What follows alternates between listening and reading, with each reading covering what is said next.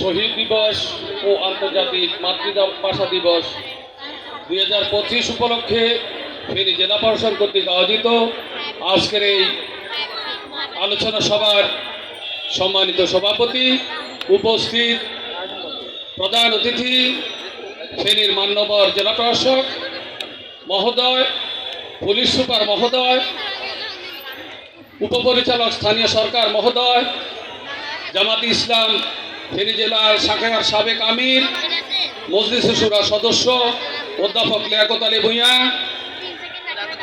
ইসলামী আন্দোলন জেলা শাখার সাধারণ সম্পাদক একরামুল হক ভূঁইয়া,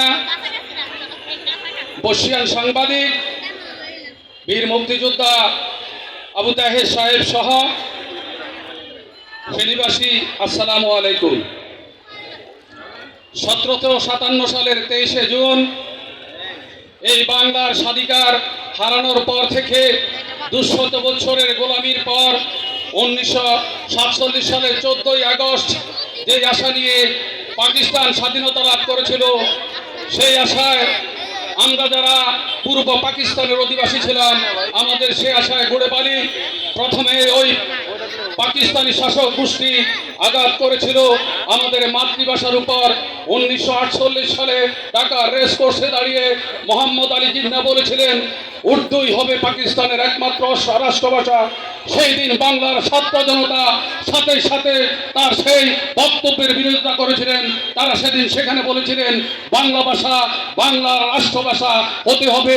সেই দিনের সেই থেকে 1952 সালের 21শে ফেব্রুয়ারি রক্ত দেওয়ার মাধ্যমে স্বাধিকার আন্দোলন শুরু হয়েছিল। বাংলার স্বাধীনতা সেদিন বীজবপিত হয়েছিল ভাষা আন্দোলনের মাধ্যমে। 1971 সালে যার সফল পরিসমাপ্তি ঘটেছিল, সেই পরিসমাপ্তি ঘটার পরও 1971 সালে আমরা স্বাধীনতা পেয়েছি, দিকে স্বাধীন মানচিত্র পেয়েছি। বাস্তবে আমরা আমাদের সব রকমের স্বাধীনতা পাইনি। তারপর আপনারা দেখেছেন দেশে কি হয়েছিল। পরবর্তী পর্যায়ে একে একে দেশে এই 71-এর স্বাধীনতা যুদ্ধ, দেশের স্বাধীনতা হওয়া এবং বিভিন্ন রকমের দেশ শাসনের পর 1990 সালে আমাদেরকে স্বৈরাচারের বিরুদ্ধে 82 সাল থেকে 90 সাল পর্যন্ত আন্দোলন করতে হয়েছিল। 90-এর গণ অভ্যুত্থানে এদেশের ছাত্র জনতা, এদেশের আবাল বৃদ্ধ বনিতা স্বৈরাচার মুক্ত করে বাংলাদেশে একটি গণতান্ত্রিক পরিবেশ সৃষ্টি করে একটি গণতান্ত্রিক সরকার প্রতিষ্ঠিত হয়।